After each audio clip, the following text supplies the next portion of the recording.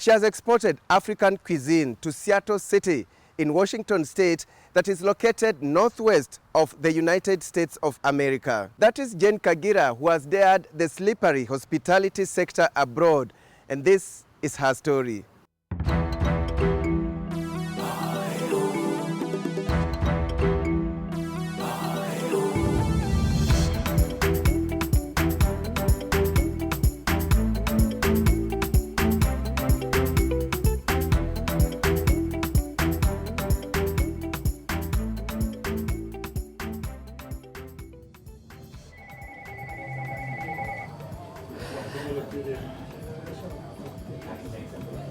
Safari Njema restaurant, Kenyan cuisine, can I help you? It is a routinely busy day for Jen Hello? Wanjiru Kagira. Yeah? When I met her, she was busy serving customers at her restaurant, Safari Njema, that she has been running for over 8 years now in Seattle City.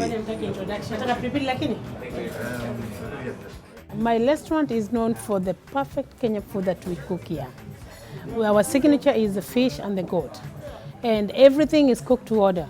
So when you come to the Safari restaurant, you're willing to wait because you're getting like home food but cooked away from home. Washington State is in the northwesternmost corner of the USA, miles and miles away from Kenya. Who would have thought a Kenyan would be selling African food in this part of the world? I sell fresh tilapia. We also have ugali, matoke, Mùkimo, chapati, githeri, and those are the starches that we have. We have the sukuma wiki, the cabbage, the okra, and we have salad.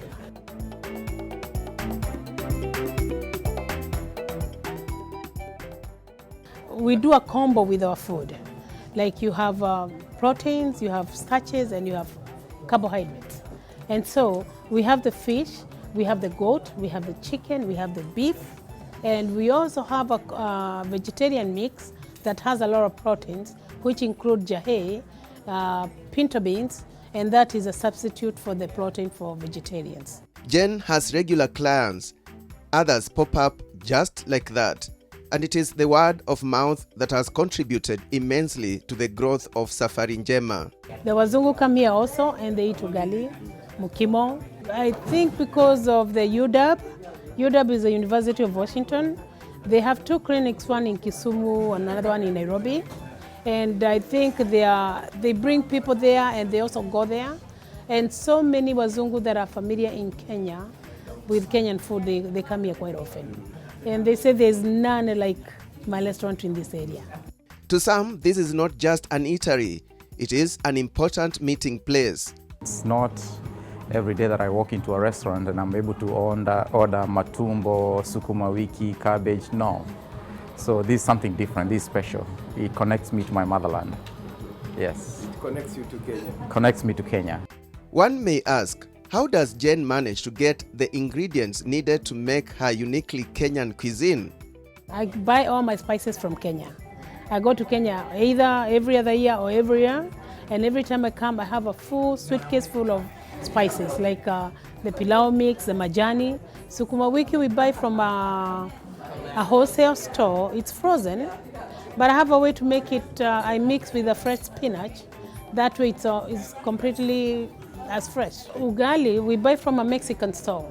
They have a flour called bunge. It is completely like jogo, or the fine, very fine cornmeal flour. And it's very good. When you cook it, it's just exactly like the ugali at home. In fact, some people make fun that it's even better than the ugali. And this is what it takes to operate a restaurant here in Seattle City. All you need is a license, the premises, and the address. That's it. I mean, what will you be asked for? Some fee, some qualifications? No, they don't ask you for any of that. You are only required to get a business license, a health license, an address, which means a premises where you're going to operate. And through these two licenses, the business license and the health license, the health officer going to come to where you're operating to make sure that everything is in order.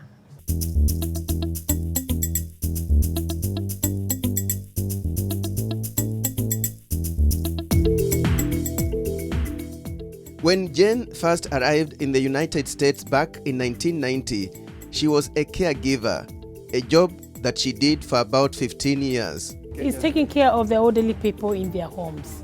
But I was working through an agency called McDonald Agency, which is very hard to get into. But because of the proper introduction that I was given to it when I came to this state, they were able to give me a full-time job. So what inspired her to venture into her own business? I saw I'm aging and I needed to change career because I couldn't lift as much as, in caregiving there's a lot of lifting. And so since I was doing catering over the weekend and people pushed me so much to open the restaurant, I didn't think it was as easy as I found when I did, but it was just a step of faith.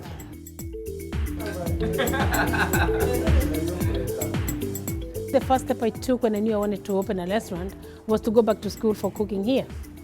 Because as I understood, there are some, when you do catering to the locals, unless you've gone to school, they won't kind of believe that you can really cook well. So that's the first step I took. I stopped doing the caregiving and I went back to school for a year, to a school called the Cardon Bleu. And so I'm an alumni with them. And soon after that, it took me about 6 months to open this restaurant because I was prepared. For Jen, this did not come as a by the way. She had an idea about cooking. She says back in Kenya, her mother was in the food and beverage industry and she observed her every step. She had a restaurant in Mombasa, 2 of them actually. There was a Medica bar, Popular bar and a Stadium bar. And then after, she bought a place in Voi, and that's what we call home. And so there was a Medica bar in Voi. Jen, however, admits that this business has its own challenges. Mostly challenges I face from workers. I don't know why, but we have a lot of challenges getting workers. The workers we get, they don't stay for a long time. Right now we have students who are here for summer holidays and they are ready to go back in a week's time. And so we'll be looking all over again for workers. During winter, it slowed down a little bit. Like from end of September when people go back to school, I think the weather changes, it starts getting cold. So the business starts slowing down a little bit too. In fact, I always go to Kenya in October because in between October and November, like before we jump to the holiday, is when it gets slow completely. Since opening in 2010, Jen has seen her business grow in size as well as popularity. So how many customers does she serve in a day? Oh God, it's hard to count. But we serve over 100 people a day. Over 100 people. And over the weekend, Friday is our busiest day, we could go up to 300 people a day. Surprisingly, majority of my customers are Muslims. And I don't know whether it's because I bought the business from a Muslim, and so they continued coming, and therefore my goat has to be halal. And so I buy it from one of the wholesalers who is also a Muslim. I get Kenyans mostly over the weekend because they live a little distant from me, maybe about 30 minutes drive. And so over the weekend I have a lot of them come over. I also get a lot of caterings from the churches. We have a lot of Kenyan churches, and we get a lot of catering from them. Jina langu naitwa Mohamed Adam, nimetoka Minneapolis, Minnesota. Nimekuja kutembea hapa kidogo, nikaambiwa kuna hoteli moja nzuri hapa ya Wakenya. So nimekuja kutembea kuja kula hapa hivi. Na wewe unatoka wapi mwenyeji? Mwenyeji mtoka Eldoret. Eldoret? Yeah. Wewe unatoka Eldoret, Kenya? Yeah, Eldoret, Kenya. Nilizaliwa huko. Mzaliwa huko? Yeah. Aha. Yeah. Alafu kamia Marekani? Kamia Marekani, yeah. Jen says her inspiration for starting her business here in the US was her love for Kenya. And she shows this love in many ways other than simply serving the Kenyan cuisine. I do have a few projects there that I build, and so I send money often, and even when I go home, I go to see how they are doing.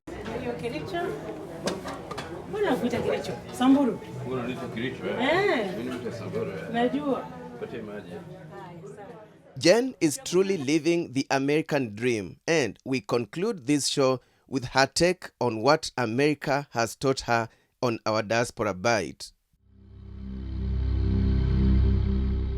Amerikani imenifundisha mambo mengi. Ya kwanza ni patience, hard working. Those go together. Maana usipofanya kazi hapa mwenzangu utalala njaa ama utalala nje. Kwa hivyo nifundisha through hard work you can make it. Hata kama una biashara, as long as you are willing to get out of that bed and go to work, there's always something to do. Jane Kagira, through her African delicacy, has indeed made me feel at home during my stay here in Seattle City. Kudos to her and to our dear Daring Abroad viewers. Asanteni sana na tukutane tena next Saturday, same time.